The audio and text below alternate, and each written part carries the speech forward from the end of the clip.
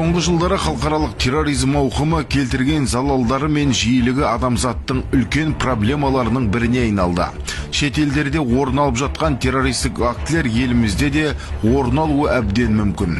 Сондықтан халықтың терроризмге қарсы сауатын арттырып, қауіп-қатерден қорғау мен сақтандыру дәрежесін жоғарылатып отыру міндет. Естеріңізде болса, 2011 және 2016 жылдары еліміздің бірнеше облыстарында бірқатар террористік актілер орын алған болатын. Террористердің мақсаты халық арасында үрей тудыру болғандықтан, олардың алғашқы кезектегі нысандарының бірі тыныс тіршілікті қамтамасыз ету объектілер мен адамдар көп шоғырланған орындар болып табылады.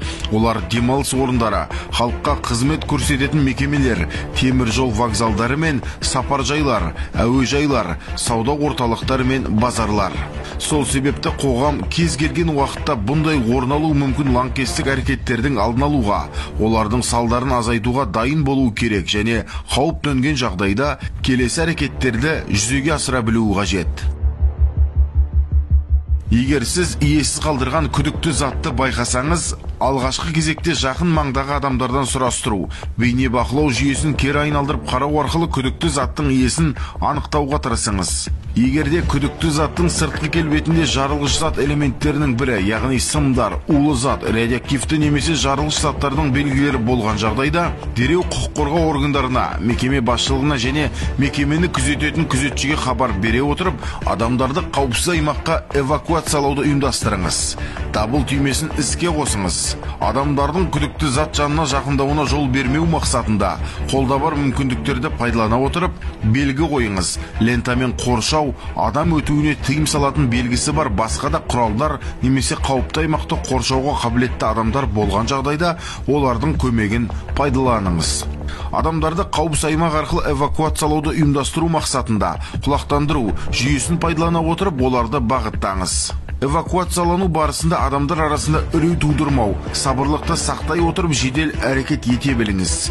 Мүмкіндік болған жағдайда қажетті мүліктер мен құжаттарды алып шығыңыз. Ал кезек күттірмейтін жағдайларда өзіңіз жедел әрекет етуге және адамдардың жылдам шығуына ықпал етіңіз. Бұл іс-шаралар тек күзет қызметтері, мекеме басшысы немесе белгіленген жауапты тұлғаға бекітіліп жүктелетін әрекеттер деп санамаңыз. Бұндай жағдайларда жоғарыда айтылған шараларды кез келген адам ұйымдастыра білуі қажет. Эвакуация орны анықталған күдікті заттан кем дегенде 500 метр қашықтыққа орналасуы тиіс. Себебі күдікті зат жарылғыш зат болып, ол кез келген уақытта іске қосылып, жарылыс орын алған жағдайда жарылғыш зат және оның қасындағы өзге де заттардың бөлшектері адамға түрлі деңгейде жарақат келтіріп немесе қаза табуына әкеп соқтыруы мүмкін.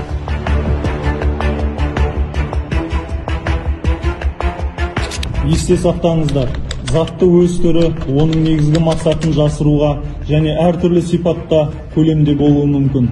Яғни сөмке, ойыншық, жәшік, кітап, қорап, немесе кез келген басқа да тұрмыстық бұйымдарда орнатылуы ықтимал. Жасанды жарылғыш құрылғыны істеген немесе орнатқан қылмыскерлер біреу оған жақындап, орнынан қозғап, қызығушылықпен ішін ашып көруге тырысуы немесе күдікті зат жанында радиотолқынды құрылғыларды қолдану барысында іске қосылады деген есеппен дайындайды. Сол себепті күдікті затты орнынан қозғауға, бір жерден екінші жерге тасымалдауға, өз бетімен залалсыздандыруға әрекет етуге, не оның жанында электромагниттік өріспен әсер ететін радиоаппаратура мен ұялы телефон құралдарын пайдалануға тыйым салынады. Себебі сіз күдікті затты орнынан қозғаған немесе оның жанында ұялы телефон қолданған жағдайда жарылыс орын алуы мүмкін екендігін есте сақтаған жөн.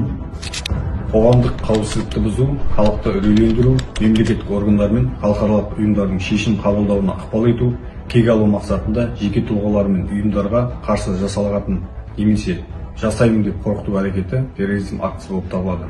Қазіргі таңда елімізде террористік актілердің орын алмағанымен терроризм актісі туралы жалған хабарлама беру фактілері орын алуда. Терроризм актісі туралы жалған хабарлама қоғамдық тәртіпті бұзатын қауіпті қылмыс болып табылады. Себебі терроризм актісі туралы әрбір жалған қоңырау халықты үрейлендіреді. Жалған хабарлама беру Қазақстан Республикасының қылмыстық кодексінің 273 бабы бойынша 14 жастан бастап қылмыстық жауапкершілік қарастырылған. Егер 14 жасқа толмаған балалар жасаған жағдайда, олардың ата-аналары жауапкершілікке тартылып, мемлекетке келтірілген залал мөлшерін толық өтейді. Қызылорда облысы бойынша жыл басынан бері 3 қылмыстық іс тіркеліп, оның 2 фактісі бойынша күдіктілер құрықталды. Құрықталған күдікті азаматтың екеуі де алкогольдік масаң күйде ұялы телефон арқылы хабарлама жасаған болса, үшінші орын алған факті ол әлеуметтік желісі арқылы қала аумағында орналасқан мектептің электрондық поштасына сіздің ғимаратқа жарылғыш заты орнатылған деген мәтінде SMS хабарлама түсірген. Қазіргі таңда қылмыстық іс тергелуде. Мұндай жалған хабарлама беру фактілері жасөспірімдер арасында да орын алуда. Мысалға, облысымызда былтырғы жылы мектеп оқушысы сабаққа барудан қашып, өзінің ағасының телефоны арқылы мектепте жарылғыш заты бар деген хабарлама берген үшін оқушының ата-анасы жауапкершілікке тартылды. Балалардың қауіпсіздігі біздің ең басты назарымызда болуы қажет. Сол себепті ата-аналардың назарына салып келеді. Балаларыңыз әлеуметтік желісін пайдалану кезінде олардың қандай сайттарды қарайтынын, WhatsApp және Telegram мессенджерлерінің чаттарына тіркелгендерін қадағалап, күмән туғызатын сайттардан аулақ болуларын түсіндірулеріңізді сұраймыз. Террорлық әрекеттердің алдын алу әркімнің қолынан келеді. Ол үшін әр уақытта сақ болып, қырағылық таныта білгеніңіз жөн.